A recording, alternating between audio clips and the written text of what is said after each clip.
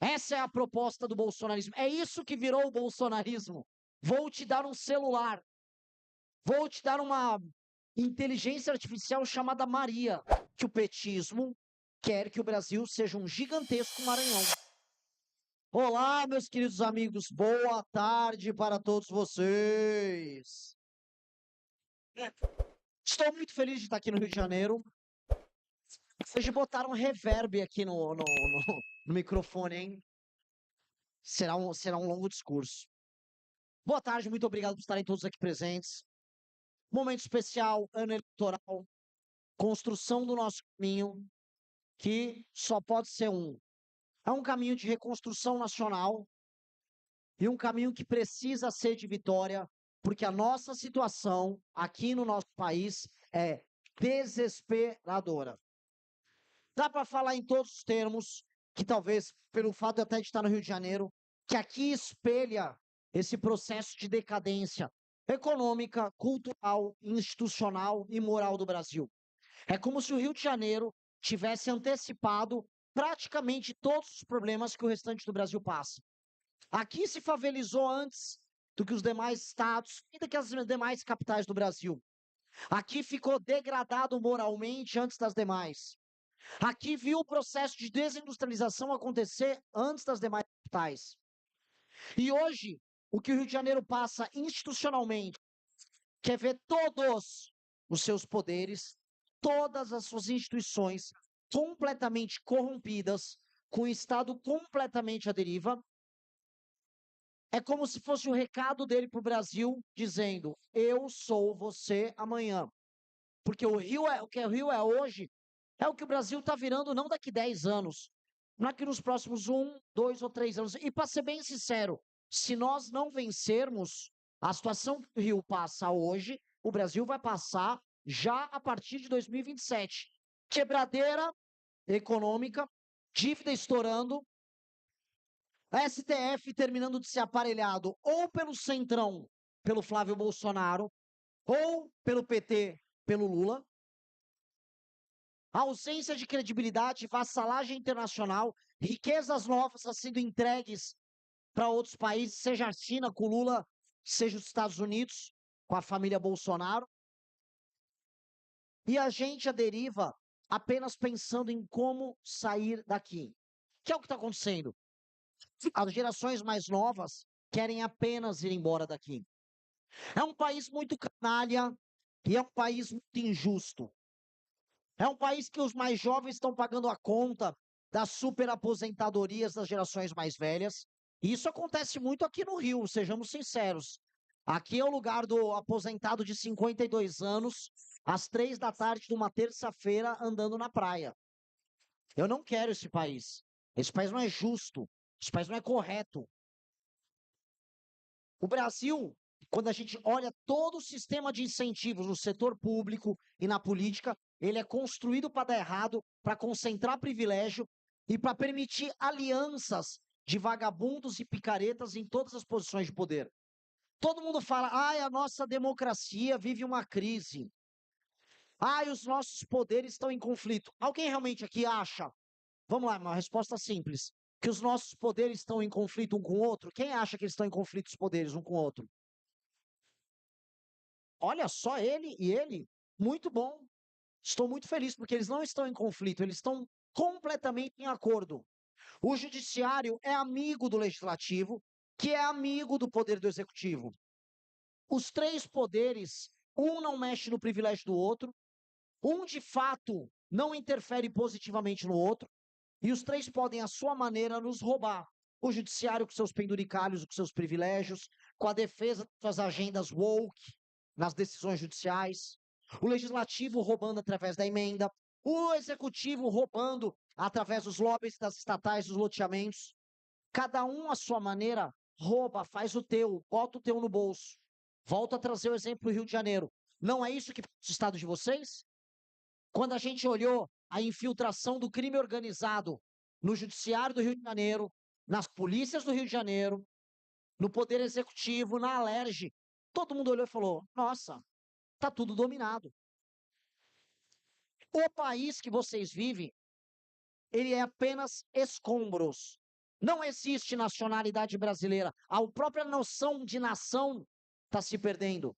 Não existe autoestima, não existe projeto, não existe vontade de absolutamente nada. É um país que desistiu, que capitulou.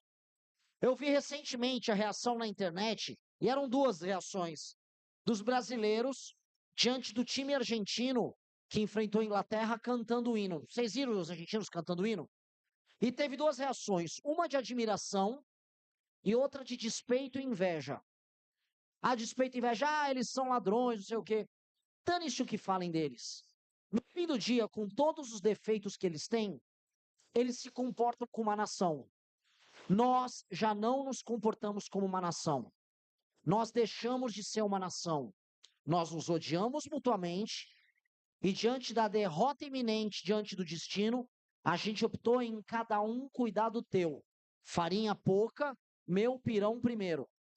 E não existe exemplo maior do que isso, do que a divisão entre petismo e bolsonarismo, em que ambos os vagabundos desses candidatos a presidente, ambos esses lixos humanos, ficam oferecendo para a população o seu presente populista. O Lula era picanha, aí vem a energia elétrica, agora o Vale Gás, e aí vem o débil mental do outro lado, vou dar celular para velhos e mulheres. Essa é a proposta do bolsonarismo. É isso que virou o bolsonarismo. Vou te dar um celular. Vou te dar uma inteligência artificial chamada Maria. Que é isso? É uma competição de compra de voto. Podemos entrar na competição, posso oferecer alguma outra coisa. Eu vou te dar um carro no meu governo. É isso que virou. Eis o cenário eleitoral, que é um cenário profundamente cínico. A título de curiosidade, se eu for dar um celular vagabundo de R$ 1.500 para, vamos botar mulheres adultas, a grosso modo 70 milhões de mulheres, mas vamos botar aí entre homens e mulheres, não, vamos botar mais uns 40 milhões de idosos aí entre homens e mulheres, 110 milhões. Se eu pegar 110 milhões de pessoas e multiplicar por R$ 1.500, tranquilamente estamos falando de mais de, vamos botar aí 160 bilhões de reais num ano só para distribuir celular. O Brasil tem dinheiro para isso? Pergunto para o meu super-ministro, a gente tem, do ponto de vista do orçamento discricionário, dinheiro para gastar 160 bi com isso? Posso dar uma resposta bem elaborada? Por Não. favor. Não. Por que não há? Mas foi prometido por ele. Saiu anteontem a taxação do Donald Trump. Todo mundo esperava que viesse. Reação do Flávio Bolsonaro. Não quero falar sobre esse assunto, porque vai pegar mal para mim, porque eu e meus irmãos defendemos isso no passado. Reação do Lula. Quero muito brigar com o Trump. Para o Lula interessa a briga. Para o Lula, ele imagina que ele vai defender a soberania brasileira diante de uma invasão norte-americana. Volto a repetir o que eu disse antes. É um país que desistiu de ser uma nação. É uma desistência geral.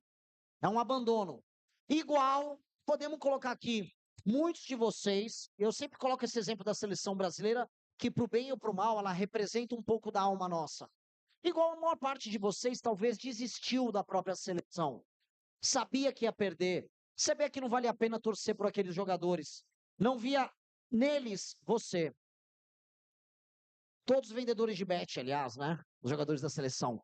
Então, a desistência é no fundo o que eles querem.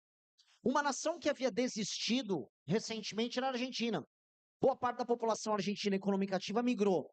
Antes da Argentina, a Venezuela. A classe média venezuelana foi toda embora para Miami e migrou para outros países, só deixaram as pessoas mais pobres. E era fácil para as elites controlar. Se você controla só as pessoas mais pobres, o modelo assistencial, o modelo topo base que eles têm é perfeito. Que esse é o modelo que o lulismo quer. Visitando as regiões mais pobres do Brasil, a gente percebe que o petismo quer que o Brasil seja um gigantesco Maranhão. É muito mais fácil controlar um Maranhão do que controlar um lugar que tenha classe média, que tenha a pessoa ciente dos seus direitos, dos seus deveres. Controlar um Maranhão, você dá um empreguinho na prefeitura e, e uma migalha, qualquer coisa. E o jogo segue e ainda a pessoa te reelege. Então, a desistência nossa é permitir de vez que o Brasil se torne esse gigantesco Maranhão. Essa é a grande experiência que eu tive na campanha. A luta do Brasil é uma luta cada vez mais perversa e difícil entre ser um país ou se tornar o Maranhão, ou se tornar a Ilha do Melgaço, a cidade do Melgaço que eu vi na Ilha do Marajó. E é uma disputa que as únicas pessoas que não estão dispostas a desistir, veja só que loucura, somos nós. Esse percentual ainda minoritário nas pesquisas não é composto de gente que, eu acho que eu sou o menos pior. Nós somos a ideia menos pior que as demais. Não! Nós ousamos achar que o futuro é glorioso. Nós ousamos achar que nosso país pode dar certo. Nós ousamos achar que enfrentar os demais significa ser melhor que eles e não repetir as mesmas práticas do que eles. Por isso que nós passamos a liderar as intenções de votos entre os brasileiros mais jovens, porque eles que não estão contaminados pela ilusão do bolsonarismo, do petismo entre os mais velhos, resolveram despertar para a sua própria brasilidade, uma brasilidade em que eles são donos do próprio destino. Só que é uma luta contra o tempo. Sou muito sincero, é uma corrida contra o tempo. A gente vai para uma eleição sem grana, a gente vai para uma eleição sem tempo de TV, em que a imprensa descreditou a gente e dizia que a gente era sério desde o começo. Mas a gente vai para a eleição, e isso já sendo reconhecido pelos demais, como a única alternativa séria a isso que está aí.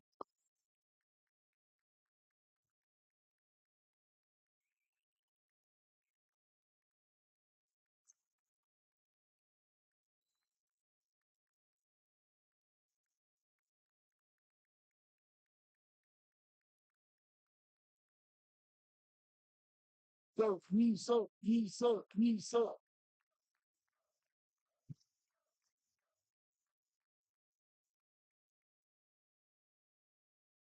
Isso é uma responsabilidade gigantesca, mas para a gente que já está há 12 anos nadando contra a corrente, não apenas mais do que a nossa obrigação. Obrigação com a nossa história, obrigação com aquilo que nós construímos, obrigação e responsabilidade, quando eu olho para o passado, com o Kim, de 12 anos atrás, que eu conheci ele num evento, depois ele apareceu no nosso escritório, ou com o Arthur, que eu conheci há 10 anos atrás. É a responsabilidade com nós mesmos, com os sonhos que nós tínhamos naquela época em que éramos mais novos e que imaginávamos que no futuro nós estaríamos fazendo coisas grandes e estaríamos mantendo a nossa cabeça sempre no lugar. Eu não quero decepcionar o Renan de 12 anos atrás que fundou o MBL. E eu tenho certeza que vocês também não querem isso. Então a nossa responsabilidade nesse processo eleitoral é em fazer o melhor possível, mesmo quando nós não dispomos de absolutamente nada. Outro dia estavam comemorando, estamos liderando a vaquinha, entrou 1,5 milhão, sei lá quanto entrou dinheiro. Não é nada. Isso é dinheiro de pinga. 1,5 milhão de reais para uma campanha presidencial não é nada. Antigamente, quando a Dilma concorria, nos bons períodos do Petrolão, os grandes marqueteiros cobravam só para a consultoria de marketing 80 milhões de reais. Por dentro, ainda tinha por fora. Aviões, material, correios, programas de TV, videomaking, compra de prefeitos, compra de governadores. As campanhas davam mais de bilhão. Nós não temos nada disso. E entendam, se vencermos, será contra todas as probabilidades e contra a traição de boa parte das gerações mais velhas para conosco. Parte dos nossos pais e parte dos nossos avós se conformaram com o Brasil derrotista. É um Brasil que topa perder com o Bolsonaro se for com o Bolsonaro. Olha que gostoso. É uma parte do Brasil que topa perder com o lulismo se for com o lulismo. É um Brasil ligado ao alto funcionalismo público que topa ganhar ou perder com o Lula, desde que eles mantenham os privilégios deles. É um Brasil egoísta. É um Brasil que vê vocês como burros de carga. É assim como eles enxergam as nossas gerações. Burros de carga. E aí eles gostam de se xingar mutuamente. Você é um comunista. Aí o petista, você é um fascista. Pro inferno as brigas deles. Pro inferno as disputas infantis. Deu errado. As discussões dessas pessoas fracassaram. O Brasil que desses dois blocos imaginaram deu errado.